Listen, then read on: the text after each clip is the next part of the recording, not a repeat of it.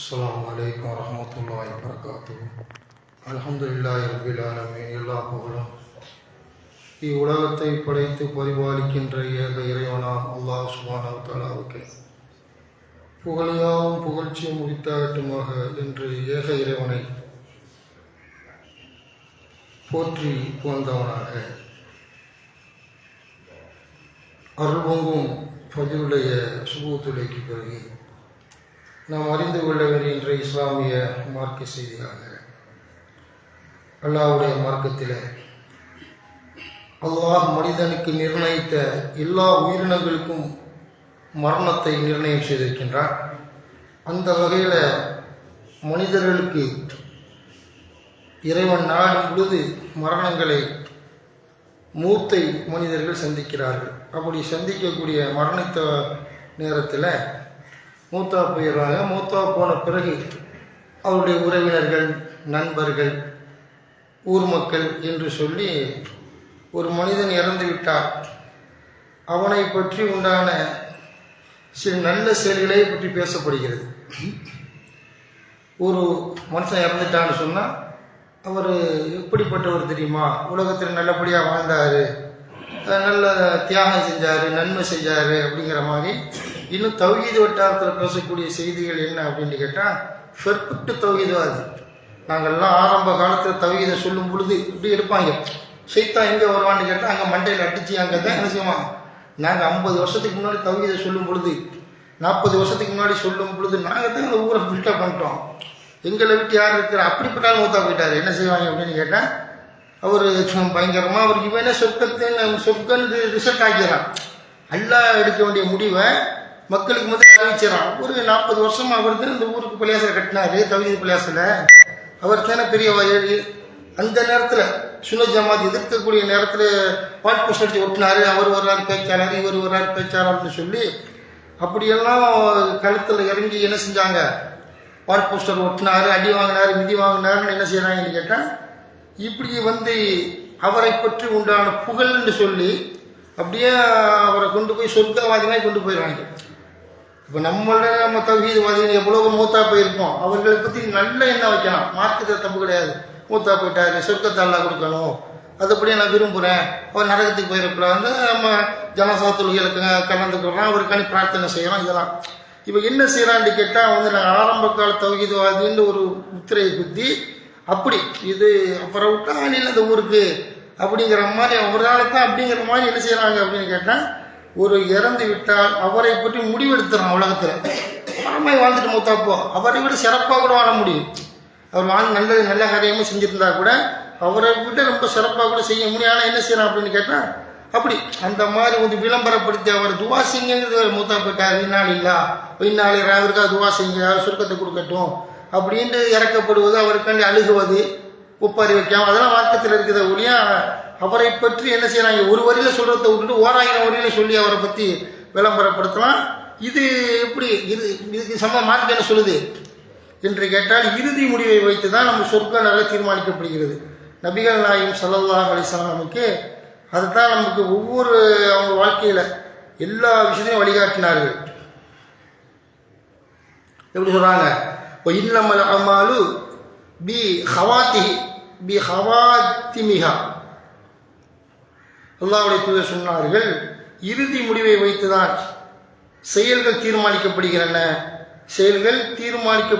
என்று அல்லாஹ்வுடைய தூதர் சொன்ன செய்தியை அறிவிப்பவர் சஹீல் இப்னு சஅத் அஸ்-ஸாயிதி ரலியல்லாஹு அன்ஹு அறிவிக்கிறாங்க. சரி, புகாரில் வரக்கூடிய நபிமொழி கிரந்தத்தில் 6493வது நபிமொழியாக பதிவு செய்யப்பட்டிருக்கிறது.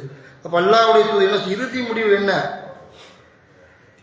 இன்னமல் அமாலு பி ஹவாத்திமிஹா, அப்போ இறுதி முடிவை பற்றி தான் உங்களுக்கு சொற்கான தீர்மானிக்கப்படுமோ ஒழிய இவர் 40 வருஷத்துக்கு முன்னாடி தௌஹீத்வாதி இருந்தார், மூத்தா போகும்போது எப்படி இருந்தார், அவருடைய மனநிலை என்ன, அந்த முடிவை யார் எடுப்பா, சொர்க்கத்துக்கு போவாரா நரகத்துக்கு போவாரா என்று இறுதி முடிவை வைத்து தான் அவருக்கு நல்ல தீமைகள் நிர்ணயிக்கப்படுகிறது என்று அல்லாஹ்வுடைய தூதர் சொன்ன செய்தியை பார்க்குறோம்.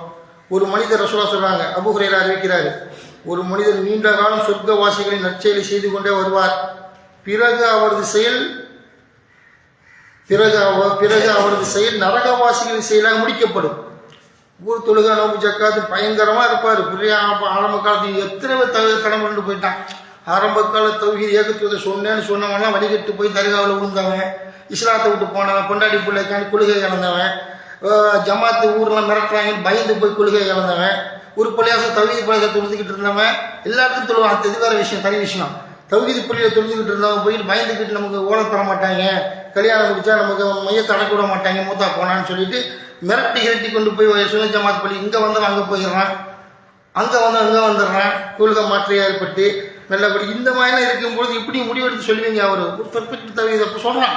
ஃபேஸ்புக்கில் வந்து நிறைய பேர் மூத்தா போனப்போ அந்த வாதத்தை வைக்கிறாங்க. அப்புறம் சொல்கிறாங்க, ஒரு மனிதர் நீண்ட காலம் சொர்க்கவாசிகளுடைய நற்செயலை செய்து கொண்டே வருவார், பிறகு அவரது செயல் நரகவாசியின் செயலாக முடிக்கப்படும். நமக்கு தெரியாது, இறுதி முடிவை தான் சொர்க்க நரகம். ஒரு மனிதர் நீண்ட காலம் நரகவாசிகளின் தீய செயலை செய்து கொண்டே வருவார், பிறகு அவரது செயல் சொர்க்கவாசிகளின் செயலாக முடிக்கப்படும் சொல்றாங்க என்று அல்லாஹ்வுடைய தூதர் சொன்ன செய்தி முஸ்லீமில் 5155வது நன்மொழியாக பதிவு செய்யப்பட்டிருக்கிறது.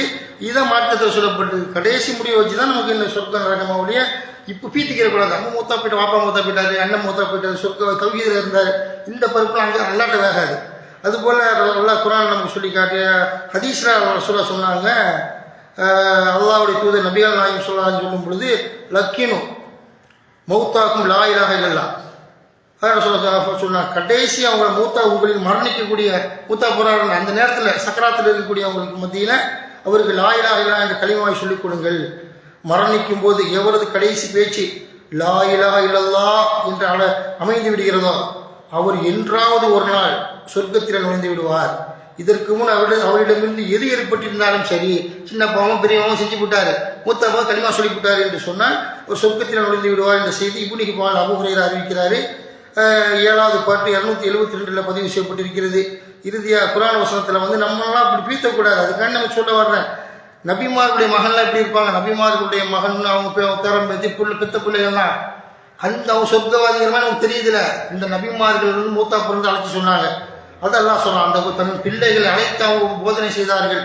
232 வஸ்ஸாபிகா இப்ராஹிம பனிஹி வ யக்கூப் யா பனிய இன்னல்லாஹ் அஸ்தஃபா லக்குமுத்தீன ஃபலா தமூதுன்ன இல்லா வ அன்தும் முஸ்லிமூன். என் மக்களே, அல்லாஹ் உங்களுக்காக மார்க்கத்தை தேர்வு செய்துள்ளான், முஸ்லிம்களாகவே தவிர நீங்கள் மரணிக்கக்கூடாது என்று இப்ராஹிமும் யாக்கூபும் தமது பிள்ளைகளுக்கு வலியுறுத்தினார்கள். 232. அப்போ நபிமாருடைய பிள்ளை சொர்க்கம் எல்லாத்துக்கும் தெரியும்.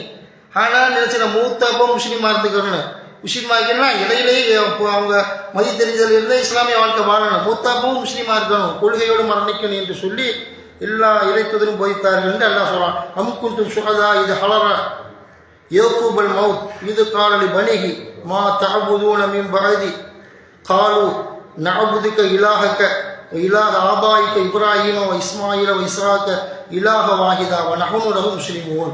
233 யாக்கூப் நபிக்கு மரணம் நெருங்கிய பொழுது நீங்கள் சாட்சிகளாக இருந்தீர்களா? ஒரு பேரும் சாட்சியாக இல்லை.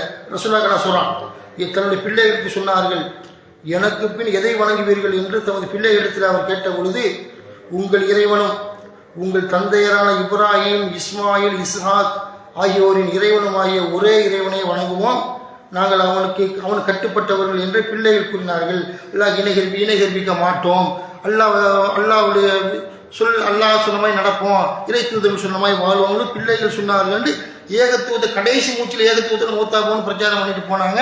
நம்ம ஆளுக்கு மூத்தா போன உடனே அவர் சொர்க்கம் இவர் சொர்க்கம் ஆரம்ப காலத்தில் இதெல்லாம் விட்டு தொலைக்கணும். அந்த இதில் மனநோய், பல மனநோய் இருக்குது நம்ம அந்த மாதிரி மனிதர்கள்ட்ட. ஒரு தலைவி ஜிம்மான மனநோயிட்ட பேசணும் போல தெரியுது. அப்போ மனநோய் நம்ப இருக்குது. அதனால் இந்த மாதிரி சொர்க்க நரகம் அப்படின்னு சொல்ல ஒரு வரியில் முடிக்கணும். ஆரம்ப காலத்தில் நம்ம ஏகத்துவத்தை சொன்னாருங்க, துவாசனைக்கு முடிச்சிடலாம். இப்போ அவரை பற்றி உண்டான போஸ்ட் அடித்து ஓட்டுறான், அவரை பற்றி வண்டியாக என்னென்னமோ ஃபேஸ்புக்கில் எழுதுறாங்க. இதெல்லாம் கூடாது என்பதை உணர்ந்து இன்றைய சுபுடைய பயானை அல்லாஹ் சொன்ன மாதிரி வாழ்ந்து மன்னிப்போம் என்று சொல்லி இன்றைய சுபுடைய பயானை நிறைவு செய்கிறேன். அஸ்ஸலாமு அலைக்கும் வரஹ்மத்துல்லாஹி வபரகாத்துஹு.